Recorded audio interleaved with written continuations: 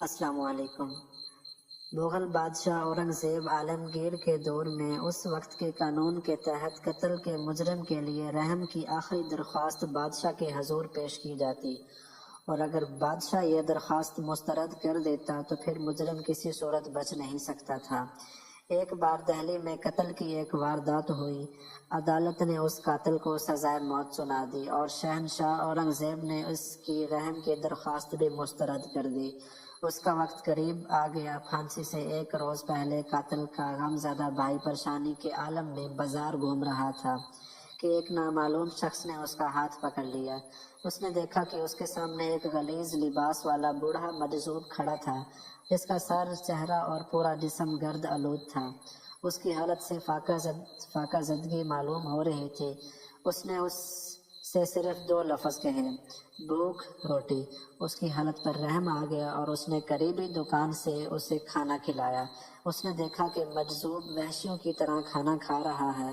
کھانے سے فارغ ہو کر مجذوب نے اس شخص سے مخاطب ہو کر کہا، مانگ، کیا مانگتا ہے؟ غمزدہ شخص مسکرایا کہ جس کو کھانے کو نہ جانے کب سے کچھ نہیں ملا وہ مجھے کیا دے گا؟ لیکن مجذوب نے دوبارہ تحکم آمیز انداز میں کہا، مانگ، کیا مانگتا ہے؟ اس پر وہ شخص بولا، کل صبح 10 بجے میرے بھائی کو پھانسی دی جا رہی ہے، اسے رکوا سکتے ہو؟ یہ سن کر مجذوب کی کیفیت ہی بدل گئی۔ خوف سے اس کے چہرے سے لگا اور موت دیر ہو گئی کہ عجیب و غریب لفظ استعمال کر رہا تھا۔ ایک طرف کو بھاگ نکلا۔ اگلے روز وہ شخص اپنے بھائی سے آخری ملاقات کے لیے 8 بجے قید خانے کے باہر پہنچ گیا۔ اچانک اس نے دیکھا کہ بادشاہ اورنگزیب گھوڑے پر سوار قید خانے کی طرف آ رہا ہے۔ قید خانے کے عملے میں شہنشاہ کی یہ غیر متوقع آمد پر کھلبلی مچ گئی اور بادشاہ سیدھا اندر چلا آیا اور قید خانے کے داروغہ سے پھانسی پانے والے شخص کے کاغذات طلب کیے اور ان پر حکم لکھا کہ قاتل کو فوراً رہا کر دیا جائے۔ قید خانے کا داروغہ اس حکم نامے پر صدر تھا۔ بادشاہ نے پہلی مرتبہ اپنا سزائے موت کا فیصلہ منسوخ کیا تھا۔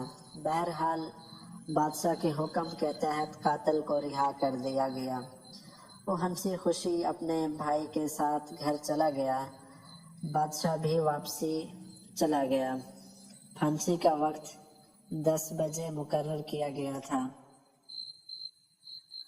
اور متعلقہ افسر مجرم کو پھانسی لگانے قید خانے پہنچا تو قید خانے کے داروغہ نے اسے قاتل کی رہائی کے بارے میں سب کچھ بتا دیا۔ حاکم نے قید خانے کے داروغہ کی اس بات پر یقین نہ کیا اور وہ سیدھا محل جا پہنچا۔ وہاں جا کر اسے معلوم ہوا کہ شہنشاہ باہر جانے کے لیے کہیں نہیں نکلے۔ اس نے فوراً شہنشاہ کو ملاقات کے لیے عرائضہ بھیجا۔ اورنگزیب نے اسے بلا لیا اور تفصیل سن کر سخت مشتعل ہو گیا اور ساتھ لے کر قید خانے پہنچا۔ قید خانے کا داروغہ ڈر کے مارے کانپ رہا تھا۔ اس نے بادشاہ کو بتایا، آپ اتنی دیر پہلے تشریف لائے تھے اور قاتل کی رہائی کا اس طرح تحریری حکم دیا تھا۔ کاغذات پر بادشاہ کے دستخط اور مہر بالکل اصلی تھی۔ قید خانے کا داروغہ بے قصور تھا۔ بادشاہ نے دکھ سے صرف اتنا کہا کہ ہم نے قاتل کو سزا دیے بغیر چھوڑ دیا۔ کچھ دیر سوچنے کے بعد گویا بادشاہ معاملے کی تہہ تک پہنچ گیا۔ اس نے قید خانے کے داروغہ سے پوچھا، ہم قاتل کو آزاد کرنے کے بعد کس طرف واپس گئے تھے؟ قید خانے کے داروغہ نے اس سمت اشارہ کیا۔ بادشاہ بڑی تیزی سے گھوڑے پر اسی سمت روانہ ہو گیا۔ گھوڑا بڑی تیزی سے دوڑ رہا تھا۔ اب وہ شہر سے باہر ویرانے میں داخل ہو چکا تھا۔ کچھ آگے جا کر اس نے دیکھا کہ ایک مجذوب دوڑتا جا رہا ہے۔ وہ خوف زدہ ہے اور بار بار مڑ کر پیچھے دیکھ رہا ہے۔ بادشاہ کے گھوڑے نے اسے جلد ہی جا لیا اور وہ سر جھکائے خاموش کھڑا تھا۔ اورنگزیب نے مجذوب سے پوچھا، نظام میں خلل ڈالنے کی سزا معلوم ہے؟ مجرم نے جواب دیا۔ مجرم نے جواب میں صرف ایک لفظ کہا، موت۔ پھر ایسا کیوں کیا؟ بادشاہ نے پوچھا۔ وعدہ کر چکا تھا، مجذوب نے مختصر جواب دیا۔